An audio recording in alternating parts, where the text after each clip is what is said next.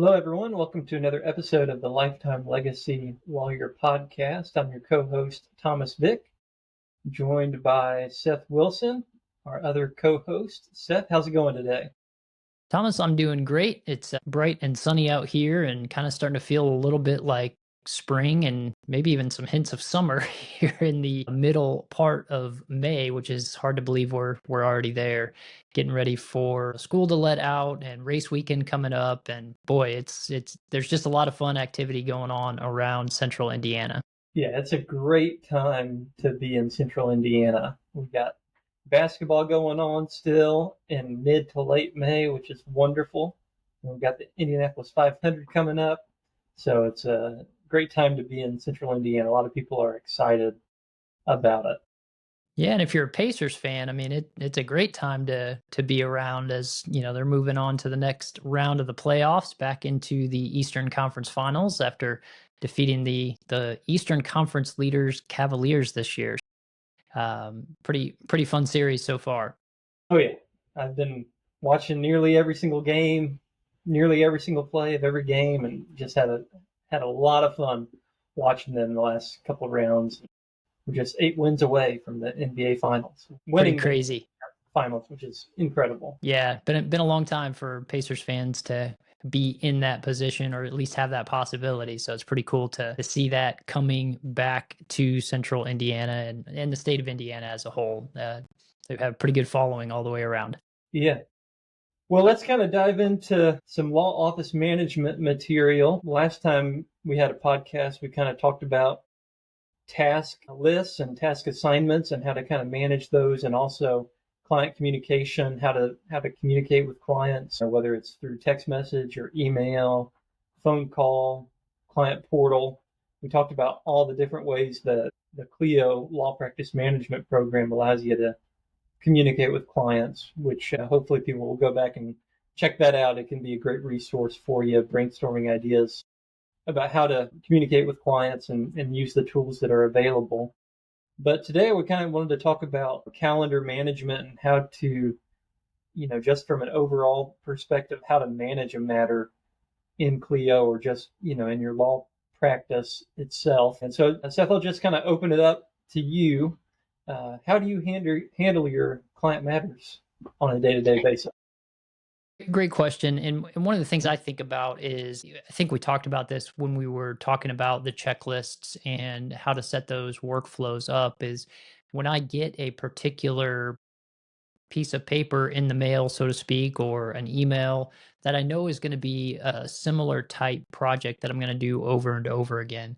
I go ahead and kind of write out the steps. And I think one of the things that's helpful is to start building in time blocks on your calendar to allow you to get those items done and set up your next week or your next month with, hey, I know we've got these 5 things in, and each time we do this, we need this many blocks of time. And I don't get too caught up in, well, it was a 10-minute task or a 3-minute task, but more, here's kind of a half an hour block for me to work on this project. And I think one of the easiest examples I could think of is, let's say, reviewing your bills as an attorney. So there's a time to prepare the bills, and then you need to review the bills and edit the bills, and you need to send the bills, right? So you kind of have 3 steps in that process. And I think it's helpful to break that down potentially into, okay, I'm going to build in a block of time on my calendar every month, if that's your billing cycle, to prepare the bills. And then I need another half an hour block or more to review and edit the bills. And then finally, that third block would be, let's send out the bills. And so giving yourself that consistency, and you can use recurring events for this or something like that, but just having that time built into the calendar is really important. But also you got to stick with it. And so when that time entry or that time block comes up on your calendar, that needs to be the focus of that specified time in your day to get that work done. What do you think is the benefit of having those time blocks reserved on your calendar? You know the tasks are coming up, but why go to that next step of putting it on the calendar? It kind of goes back to what we talked about early on in this series of the podcast, which is At first, when you're starting out your practice, you have more time than clients. And so you can kind of keep everything in your head or sort of plan out what you think is going to happen on a particular week or a day with some degree of certainty.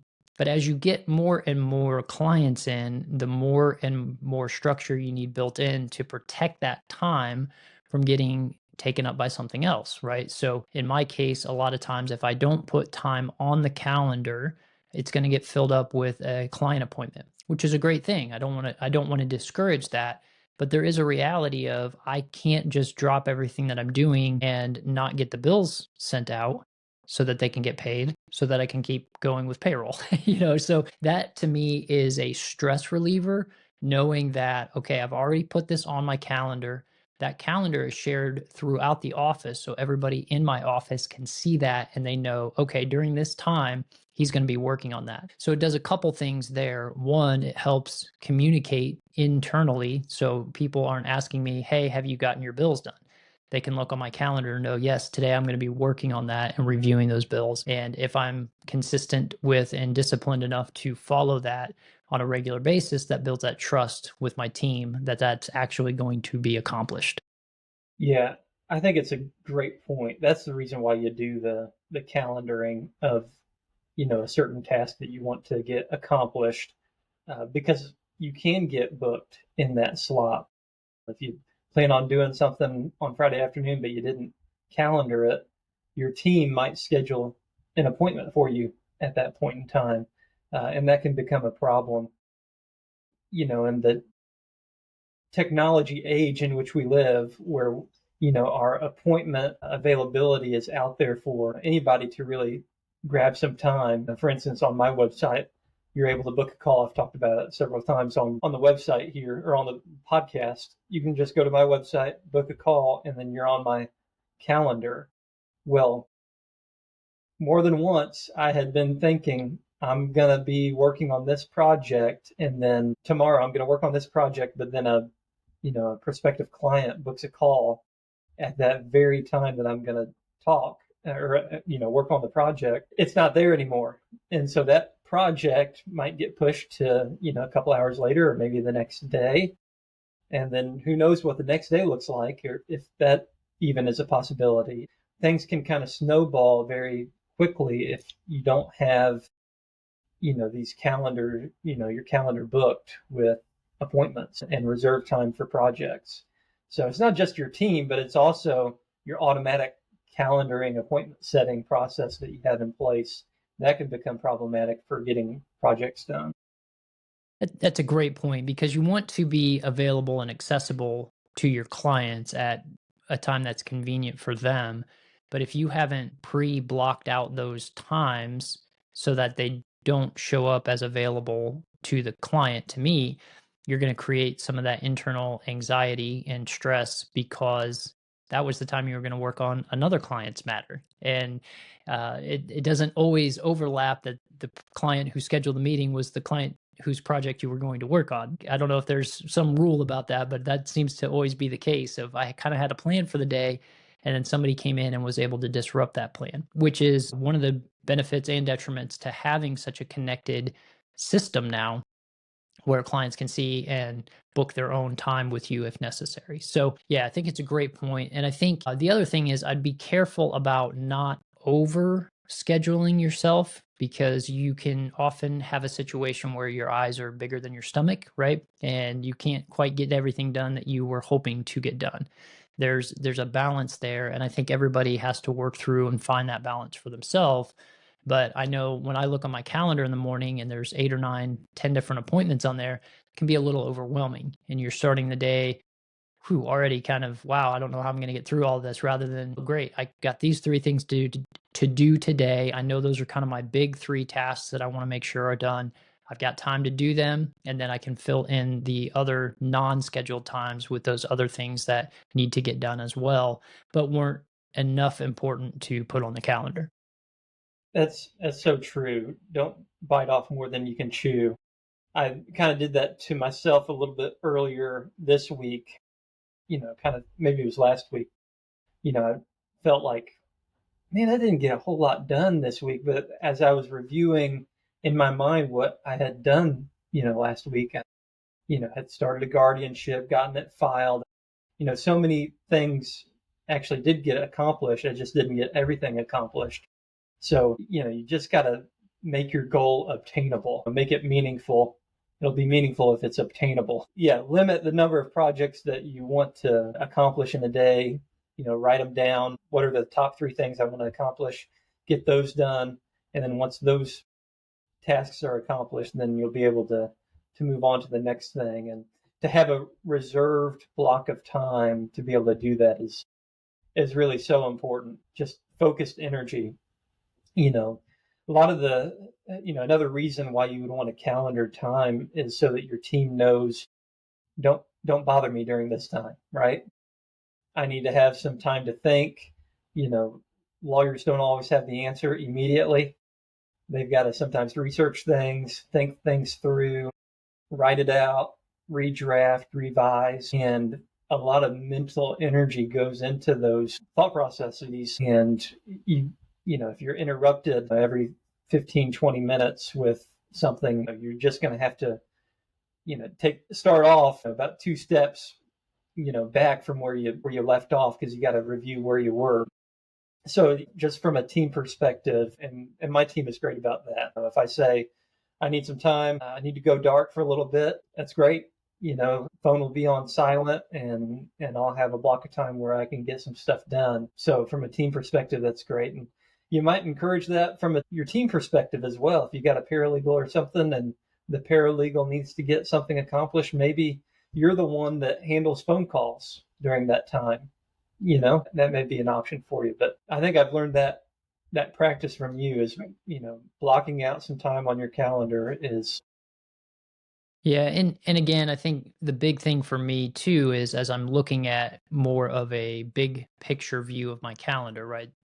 So you zoom out to a week view, or you zoom out to a month view, or a year view, you can start to see, okay, I have this amount of time available, or I'm going to have quite a bit of work to do this particular month. So maybe that extra activity that I was considering, we get invited to speak for continuing legal education seminars on occasion.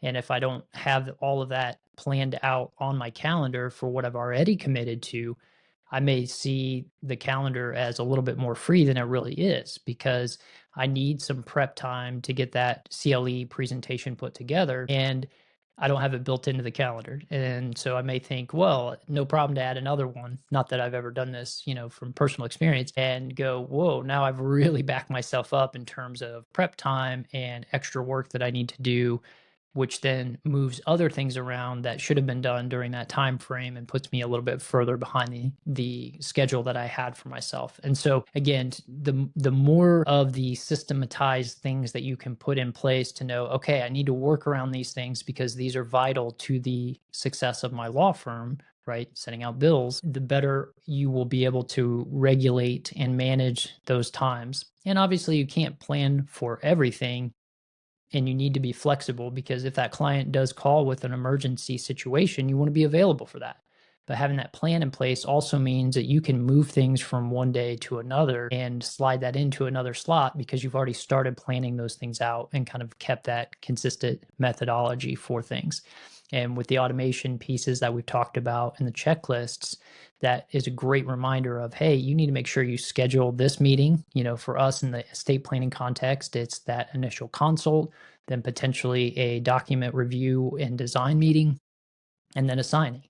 And so I know that with each consult that I bring in, if they decide to go with our law office, I'm going to have at least those 3 meetings, and I'm going to have my document review and preparation and everything that I need to do within that as well. And so it's just helpful to kind of structure that out and give yourself a plan for the year. And then you can look at it at that big picture view and say, oh man, we really did quite a few things this year. When maybe you didn't feel like you got a lot done, you can go back to your calendar and go, yeah, there was 4 or 5 things here that I actually got done. And it also helps to remember to build that time, because in Clio, it's really great if you have the calendar entry related to the matter, you can just hit add time. And by default, it will pick up the duration of that event as the time entry. And it'll pick up the description of the event in the description for what you did. So with just a few edits, you can categorize that appropriately and build a time for that you try or that you spent on that client's matter right from your calendar.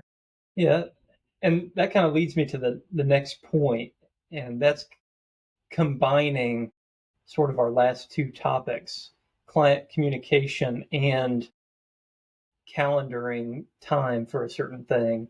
We're estate planning attorneys, and there are certain cases, and I think you do this for every single case.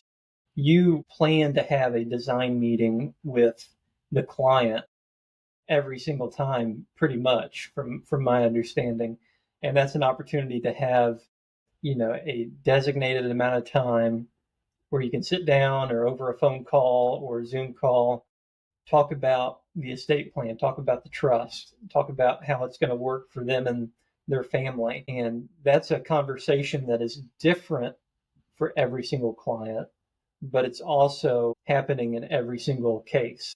And so, you book that into your calendar, and I'm sure that your clients appreciate having that additional time to talk with the client, to talk with you and to get their questions answered. And again, every conversation is different, but also every conversation is the same. They've got a lot of the same questions that your previous clients do. And so you've got that booked into the calendar, and you've got that client communication guaranteed to happen. And that's just going to help out your client relationship in the long term, developing that relationship. Yeah, and that's a great point because we sort of over time have stumbled into that as just something that was effective for us. And we've obviously tried lots of different things over the years to refine that system and make it work well and deliver consistent results for our clients. And that was one piece that we added, even though it takes more time to do that, but it really helps with getting everything done correctly the first time. We catch little things like, and with an E or and without an E on someone's name to make sure that that's done accurately. So you don't print all the documents and then realize, oh, wait, the name was wrong.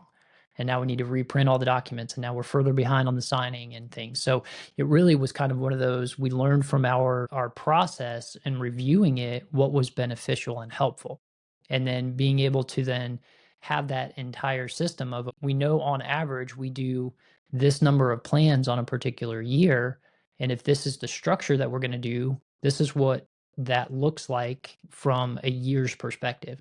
I need to allocate this many hours and these many appointments to serving these clients, and I can't really take on anything new within that. Or maybe that helps you define when you need someone to come in and help to redeem that time for other things. And so, again, just That's a building that Bible reference, history. everybody.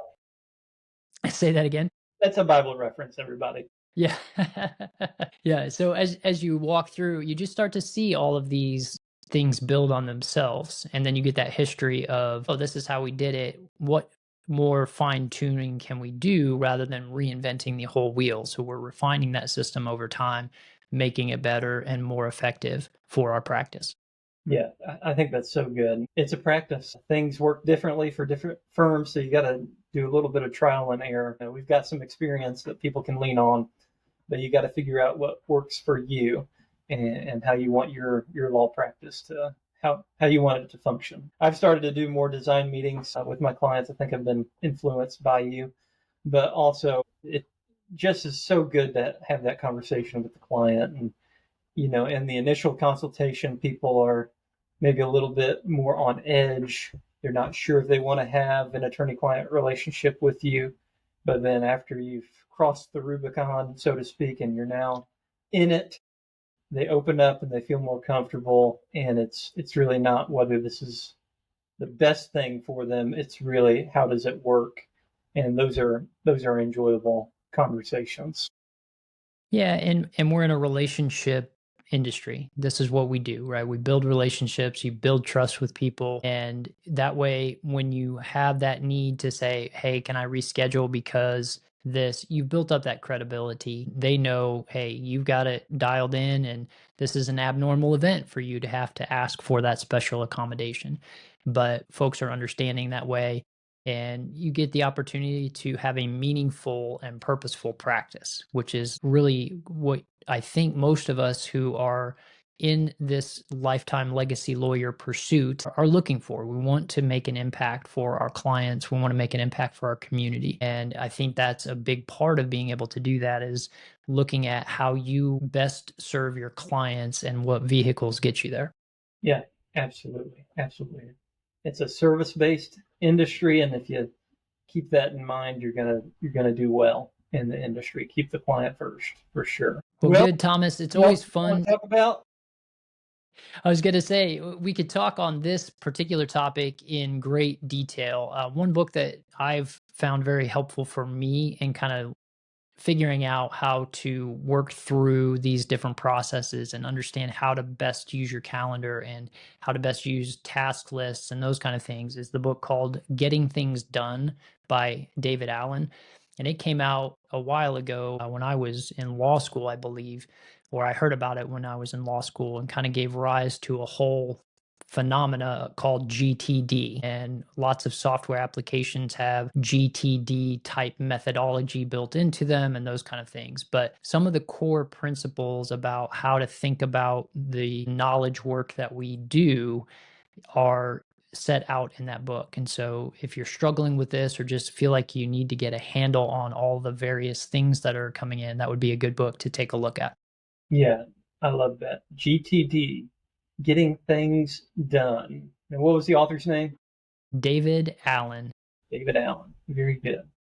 Well, I think that'll probably do it for today. We're showing this on YouTube, so if you're watching it on YouTube, hit that subscribe button, share the podcast, get the word out. That will help us out. And anything else you want to add, Seth?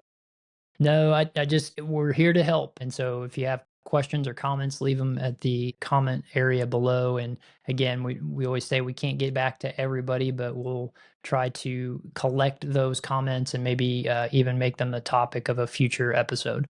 Yeah, that's great. Let's get some questions and answers submitted to the podcast. That'd be fantastic. Well, that'll do it for this episode. We're the Lifetime Legacy Lawyer Podcast, helping lawyers launch. See you next time, Thomas.